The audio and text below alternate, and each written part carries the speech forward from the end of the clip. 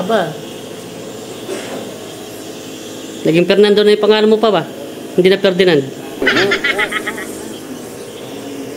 Fernando na.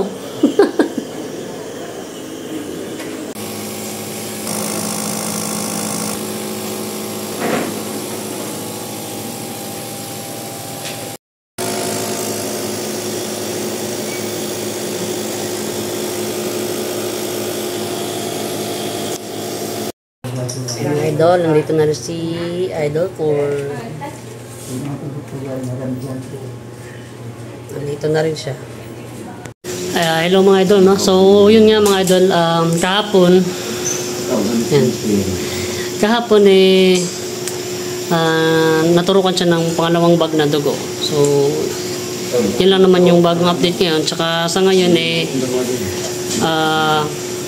medyo mapatatagal lang ba kami ng siguro mga 2 o 3 araw pa kasi nga pinapaano pa yung rayuma niya ba, ini-stabilize po na yung yung rayuma niya tsaka yung atay bago po siya i-treat sa iba pa niyang sakit. So say hi mo na. Tawa naman dyan. Hello mga idol.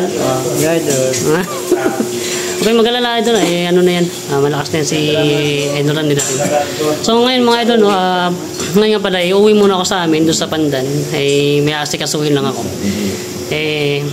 Nandito naman si si Idol Flor. Ayan, halo tsaka yung sumunod sa akin na kapatid. Nahiya magpakita. So yung kayo uwi muna. Siguro tingnan natin kung makakabalik pa ako dito. So bye-bye guys. Bye-bye guys. Bye-bye mga idol. Bye-bye na. Bye-bye na.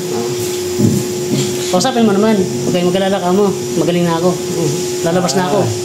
Okay, mag-alala mga idol. Pinagsikapan ko to na makapagbuto tayo para makapag-video pa tayo ng kahit mga ilang video.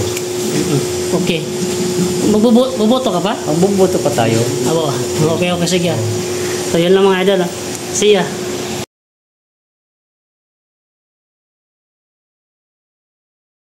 Ayan mga idol, so finally si Idol Andy nakauwi na, dito na kami sa bahay. So bali pasensya na po kayo mga idol kung ilang araw po kami hindi nakapag-update kasi nga po umuwi ako dito saka marami din po akong inasikaso sa mga ginawa, busy din. So ikaw naman Idol Andy, kumusta ka naman? Ito maraming naghihintay sa'yo parang talagang pumayat talaga mga idol. Oo, kitang-kita naman sa pangangataon ganun talaga pag nagkasakit Kaya kung natuto sila talaga, parang ayaw ko na magkasakit. Mahirap pala magkasakit mga idol. So kung pwede lang kung maiwasan, iwasan na. Lesson learned na yan sa buhay. Ganun talaga kasi tayo mga idol pag hindi natin naranasan yung mga ganong pangyayari hindi talaga tayo tututo. Hindi talaga kasi nga taron tayo, medyo abusado din tayo sa pangangatawan natin, sa kalusugan. So ganun talaga. So sa nangyari lesson na rin sa kanya, tsaka lesson na rin sa amin na tigil na yung mga hobby, bisyo na hindi yun na yung dahilan. Baka sabihin niyo doon tayo nakumpisa sa sa mga matataba, sa mga hindi yun sa talaga yan, mga bisyo talaga. Umpisa kami mga bata pa, bisyo kami sigarilyo, inom. Kaya, so yun na yun.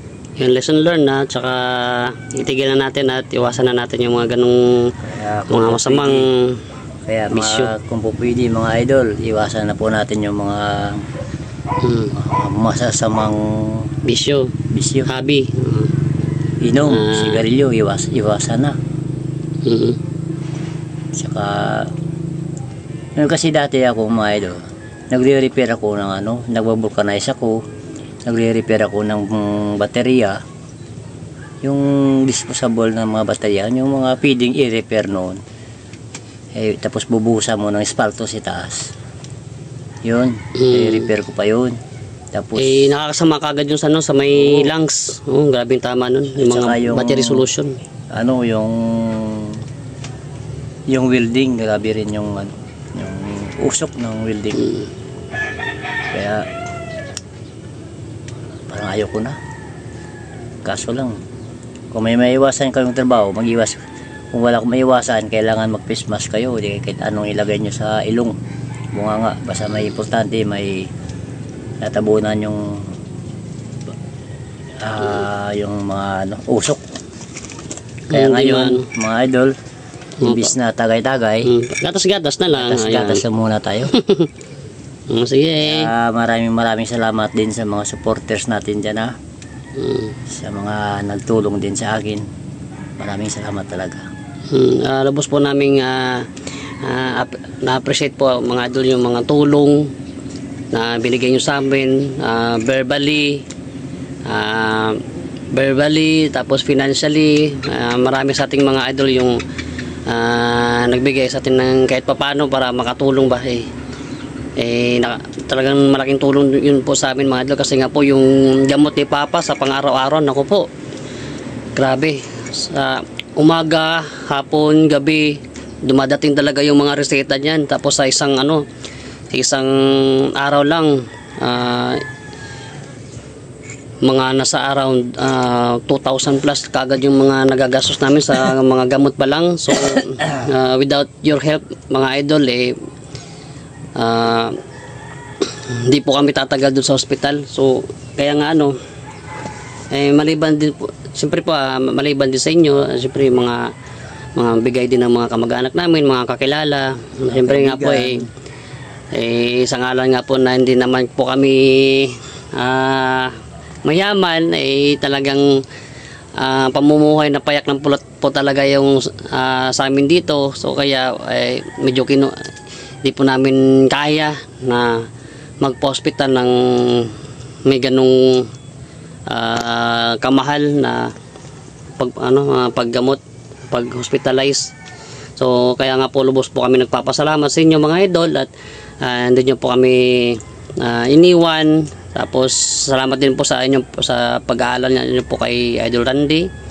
Lubos po naming na-appreciate mga idol. Magpagaling ako, sasama tayo ulit.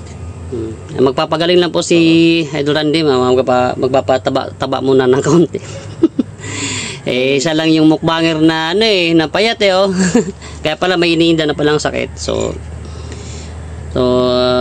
yun, importante mga idol, nakauwi na siya dito sa bahay.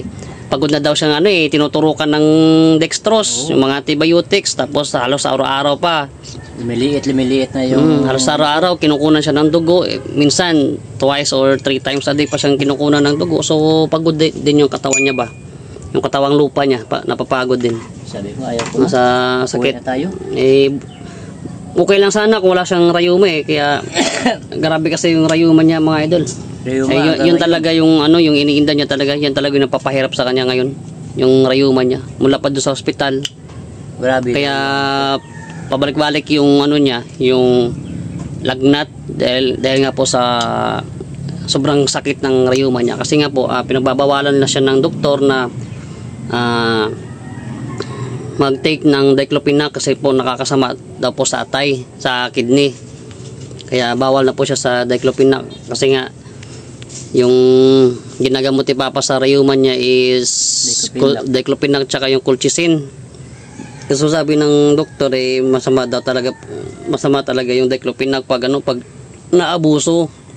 Kaya yan po yung side effect niyan, titirahin din daw yung yung kidney nyo. So ayun, so hanggang na lang muna siya ngayon, colchicine, maintenance niya yung colchicine. Mababa pa yung mababang proseso pa. Kaya magpapagaling muna si Idol Randy. Yan lang ang importante mga idol sa ngayon, nakauwi na si Papa. So ayun, dito na tayo sa payag. Dito na tayo sa sa binablog namin minsan na kubo-kubo yan. So siguro hanggang dito na lang muna kami sa sunod na lang mga idol. Sa sunod naman, update na lang tayo mga idol. Marami kasing nagko-comment sa sa comment section, kamusta na si Papa, si Idol Randy, wala daw balita. So ayan, upload din tayo pag may time. Bale po, may mga nauna po akong na video, kaso nga lang medyo nagbusy po talaga, gawa din ng maraming okasyon dito nung umuwi ako, fiesta, tapos mga event yun. Kasi po nga musikero din po kasi ako, mga idol, no? Isa po akong band drummer, so marami po kaming natugtugan ng mga events at mga fiesta. So yun lang, mga idol, no? So hanggang dito na lang kami, mga idol, at maraming salamat sa inyo. Bye bye.